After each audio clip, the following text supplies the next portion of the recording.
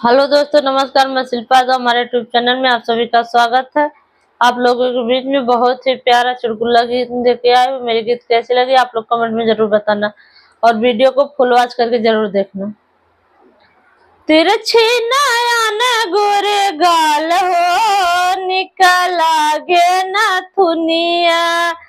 तिरछी नयन गोरे गाल हो, निकल आगे नथुनिया।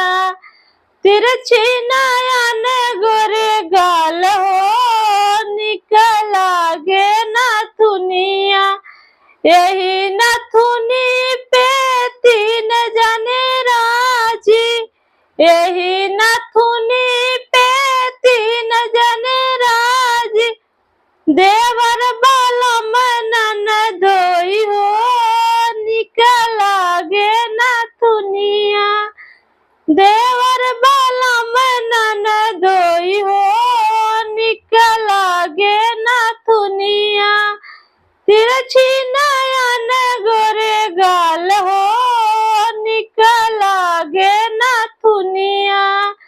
तिरछी नयन गोरे गाल हो, निकल आगे नथुनिया। यही नथुनी पे तीन जने राजी, यही नथुनी पे तीन जने राजी। टोला महल बहनोई हो, निकल आगे नथुनिया। टोला महल बहनोई हो, निकल आगे नथुनिया। तिरछी नयन गोरे गाल हो, निकल आगे नथुनिया। तिरछी नयन गोरे गाल हो, निकल आगे नथुनिया। यही नथुनी पे तीन जने राजी, यही नथुनी पे तीन जने राजी।